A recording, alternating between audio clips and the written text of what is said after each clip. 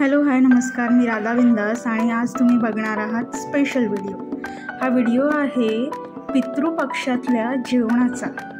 खरं तर हे जेवण अत्यंत महत्त्वाचं आहे आपल्या पितरांच्या शांतीसाठी आणि ही पूजा असते पितृमोक्ष अमावस्येच्या दिवशी। तर या पूजेसाठी ना आपल्या पितरांचं आवडतं जेवण बनवावं लागतं। आवडतं म्हणजे ते विधिवत एक जेवण ठरवलेलं असतं, तेच बनवावं लागतं। त्यामध्ये असतं पुऱ्या, पात्या, वडे, पापड, खीर, कढी, भाजी, 2 प्रकारच्या भाज्या असतात, चटणी, हे सगळं असतं। तर या जेवणासाठी ना फार मेहनत लागते, पण हे अगदी प्रसन्न मनाने ताटावर जेवण वाढायचं असतं। पात्रांवर जेवण वाढायचं असतं। ही पात्र याच दिवशी टाकली जातात आपल्या पितरांच्या शांतीसाठी आणि असं म्हणतात की या पात्रांवर आपले पित्र जेवायला बसतात। ते आपल्याला दिसत नाहीत पण बसतात। आणि या व्यतिरिक्त पुढे तुम्हाला कळेलच की यातलं घास जेवण काढून घास भरवावा लागतो। त्याची घासाची अग्नीमध्ये आहुती द्यावी लागते किंवा मग कावळा खाईल तर आपल्या पितरांपर्यंत ते जेवण पोचतं असं म्हणतात। यामध्ये 3 पात्रांपैकी 2 पात्र माझ्या आजीचे आहेत, त्याच्यामुळे आई तिथे हळदी कुंकू लावती आहे आणि एका पात्रामध्ये चंदन आणि तांदळाचं एक हे तयार करून त्याचा टिळा त्या पात्रावर आईने लावला होता। त्यानंतर अगदी रांगोळीने ही पात्र सजवली जातात, कारण हा त्यांचा दिवस असतो, त्याच्यामुळे त्यांच्या पूजेसह त्यांची पात्रंसुद्धा सुंदर सजवावी लागतात म्हणजे हे सगळं आनंदाने करायचं असतं आणि अगदी सुंदर हे सगळं वाटतं आपल्याला करताना।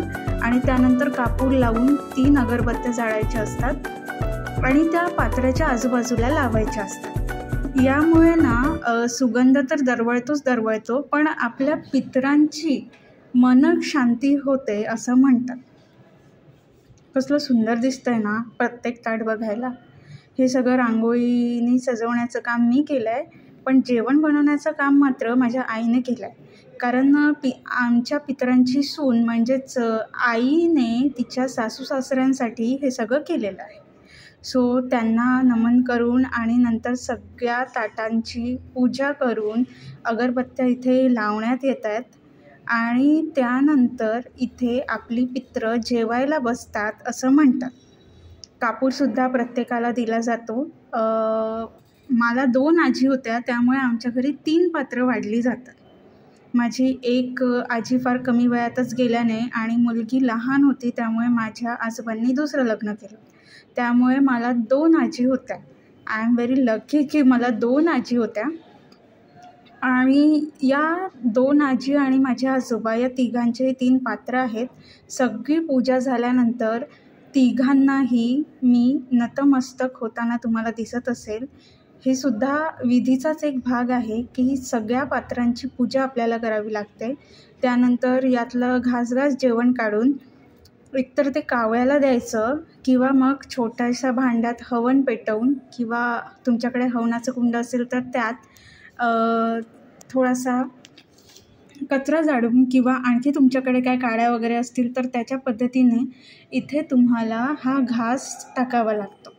आता शहरात कावळे फारसे दिसत नाहीत, त्यामुळे हा घाट घालावा लागतो।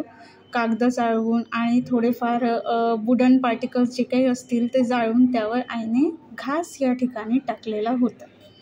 तर पितृपक्षातल्या जेवणाची ही अशी सरसकट विधी तुम्हाला दाखवण्यामागचा उद्देश एकच आहे की प्रत्येकाच्या घरी हे होत नाही, त्यामुळे प्रत्येकाला ही विधी कशी असते ॲटलिस्ट हे माहिती असावं, त्यासाठीच मी हा व्हिडिओ इथे बनवला आहे।